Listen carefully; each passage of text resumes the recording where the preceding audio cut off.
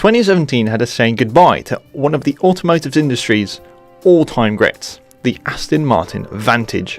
With the new one already here and a very tasty looking GTE version to boot, I'd figure now would be a good time to look back at the Aston Martin Vantage and its motorsport history.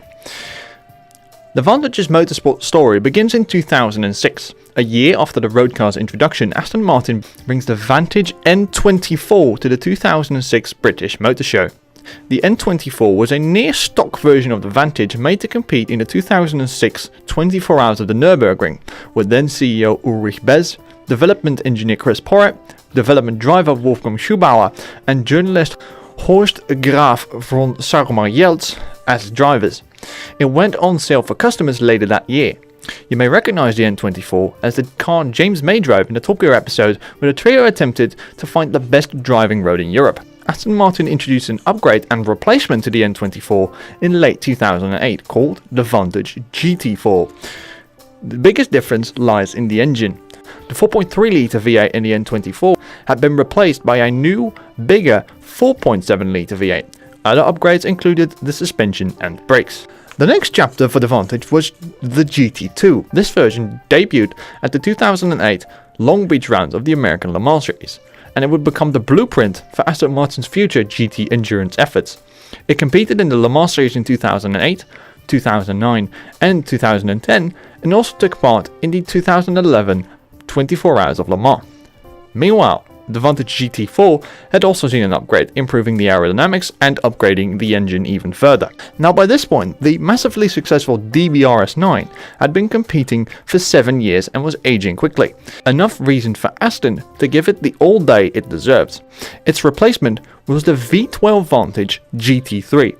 Unlike Aston Martin's previous Vantage race cars, this car was fitted with a 6 litre V12 instead of the more common V8.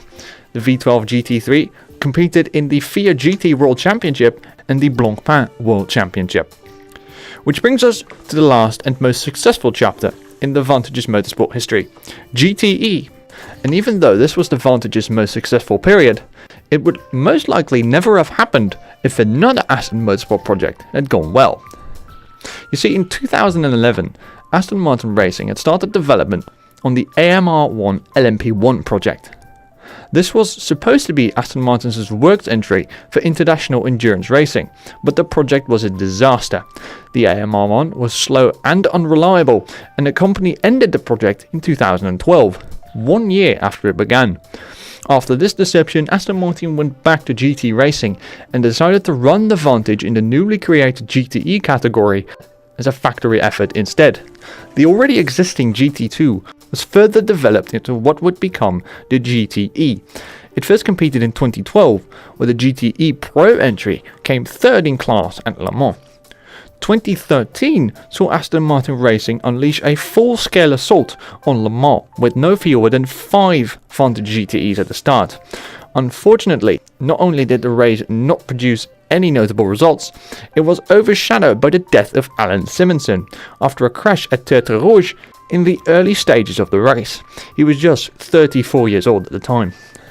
2014 was a better year. The GTE Pro teams scored a pair of victories, but they were overshadowed by the GTE AM number 95 team, which won the FIA Endurance Trophy with 4 class wins, including the 24 Hours of Le Mans. 2015 brought another 4 wins, 1 in GTE Pro and 3 in GTE AM, and 2016 brought even more wins. But the only thing the Vantage GTE was yet to do was win the 24 Hours of Le Mans in the GTE Pro class. But last year, Johnny Adams fulfilled that final goal with a sensational last lap pass in the Vantage's last hurrah at Le Mans. And now with the new Vantage ready to take centre stage, it's only fitting we say goodbye to one of GT and endurance racing's all-time greats. Farewell, old friend. You did well.